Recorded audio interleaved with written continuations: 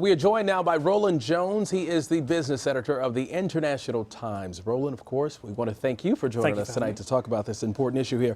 David Cameron is urging voters to stay in the EU. What are some of the reasons for leaving? Good question. So the Leave campaign has outlined a number of things they're concerned about. One is immigration. So they say there's far too much immigration. It's grown tremendously over the last 5-10 years, and it's having a negative effect on public services like the National Health Service. They also, if you talk to small businesses who prefer a Brexit, prefer leaving the EU, they'll tell you that they're sort of awash in red tape, and there's a lot of regulation coming from Brussels that they can't deal with. It's making it difficult to do business. And more broadly, there's a concern that British sovereignty is being lost to the EU, to Brussels, and that laws are being made in Brussels that affect Britain, and Britain can't really intervene and change them. And so there's a belief in the Leave campaign, if they take all these things together and they take back control of all these things, they can guide the economy to a better place and make deals with other places around the world, like emerging economies, and make the British economy thrive again. All right, Roland, Tuesday, the Prime Minister said the EU amplifies our power. Let's go and listen to what he had to say. If I felt that remaining in the European Union diminished us, I would recommend that we voted to leave. But it doesn't. It amplifies our power.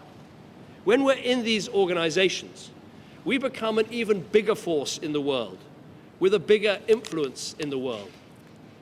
And in the European Union, with 27 countries behind us, we can take a stronger lead in tackling climate change, fighting disease and poverty, standing up to Russian aggression, helping friends around the world in Southeast Asia, Australasia, the Caribbean.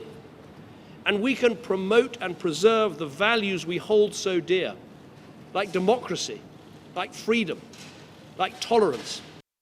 So how does breaking up the EU affect the United States? It's a good question. I mean, you wouldn't think that something happening over there in Europe could necessarily have an effect on the US, but a lot of multinational companies, American companies, have been expressing their concern about the possibility of a Brexit. Ford, GM, I believe, too, and significantly, Jamie Dimon, the CEO of JP Morgan, said that if there is a Brexit, that they may have to lay off workers in the UK. So there's certainly some concern about what's going to happen there. The UK is seen as a gateway for American multinationals into the European market. Which actually leads me to the next question. What can happen to the U.S. stock market if, of course, they leave the EU? That's a good question. So we've been tracking this over the last week or so.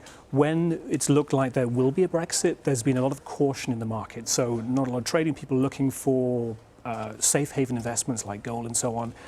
And at the beginning of the week, when there was a swing back to the Remain campaign, when they seemed to be gaining some momentum, we saw a big rally in the stock market on Monday morning and more on Tuesday. And the thinking is that, Brexit really is about ambiguity. No one knows what's going to happen if there is a Brexit, but the Remain, if there's a Remain decision on Thursday, then that removes the uncertainty and people feel more happier and sort of more contented that they know what's going to happen in the future, and there isn't this ambiguity and uncertainty. Investors hate uncertainty. Yeah, you talked about it. Nobody knows exactly what is going to happen. But as we saw from Mark Phillips' piece here, people have been betting on the results there. Can you tell us more about how people are waging their bet when it comes to Britain leaving the EU? Right. So, it's kind of hard to believe that this is happening. I know.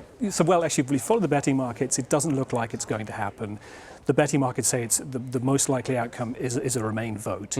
But there's a lot of academic research that shows that betting markets are more accurate than polls. Polls have been shown over the last 5-10 years to be somewhat inaccurate in predicting elections. But if you follow the money, if you follow especially where the big bets are going, they're saying it's going to be probably a Remain on Friday. So we'll see. All right, Roland, thank you so much again for being with us. Thank you.